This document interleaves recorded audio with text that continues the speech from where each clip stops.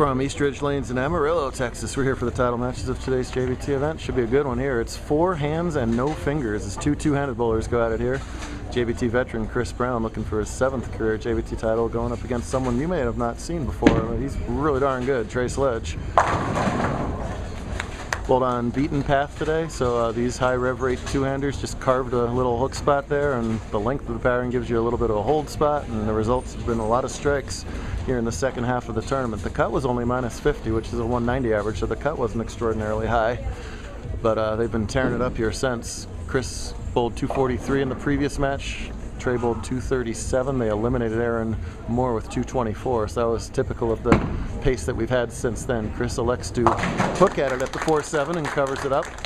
That's a spare on the 4th for Chris. They both started with identical 9-spare doubles, but Trey left an unusual 8-10 in his 4th frame, so with that conversion, Chris has the early lead. Two opposite methods to getting to this title match here in the Super Survivor format. Chris kind of just did what he needed to do. He was near the cut line after game 3 through 2 decent games to get ahead of the cut, but then he had to worry about being one of the 2 lowest overall totals, because every game in Super Survivor, the lowest individual game and the lowest 2 overall totals are eliminated, so 3 bowlers go out per round.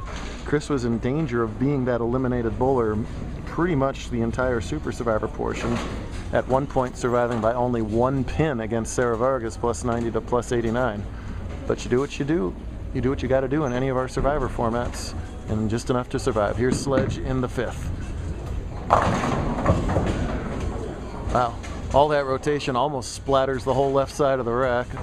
Us mere mortals might have left the 2-8-10 for Trey. He almost struck, but left only the 2-pin. Bless you, my goodness. Just like Chris, he also stays two-handed for his spares. No problem with the 2-pin. Even 10 pins, if they guys leave any, they'll shoot two-handed. That hurts my pancreas just thinking about that, but it works for them. Gets the job done. Also, different ways to bowl two-handed. 2 totally different approaches to this. Trey's going to generate a lot of his speed early and sort of stop at the foul line and then just really muscle that ball through. Oh my goodness.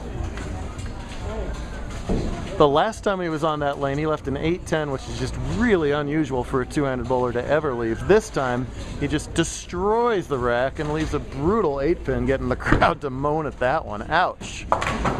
Bad luck for Sledge. Whew. Trey from Amarillo, this is his home house, in fact. As soon as this match is over, win or lose, I heard he's got to pull a double shift tonight and mop the bathroom, so yes, he works here.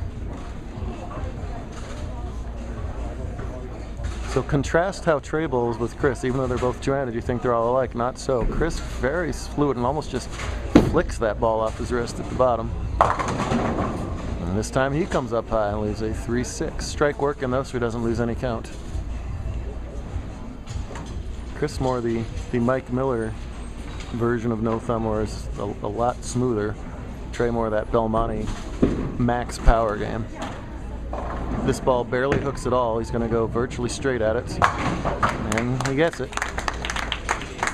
You can see he's overwhelmed by that spare with just joy and exuberance. He's got his game face on. He's also got a lead on of 13 pins through those 6 frames. Chris made his initial splashes on tour in the handicap division, winning I think 2 out of 3 back in the day. It's a really good early match play record. Better extension through that. 10 in the pit there. Maintains that lead. Trey had to come from behind in the last match as Aaron Brown finished strong and made Trey get at least the first hit in the 10th. He struck out in the 10th, which is why we're seeing him now. Big deep breath. 7th frame spare working, trails by 13. There we go.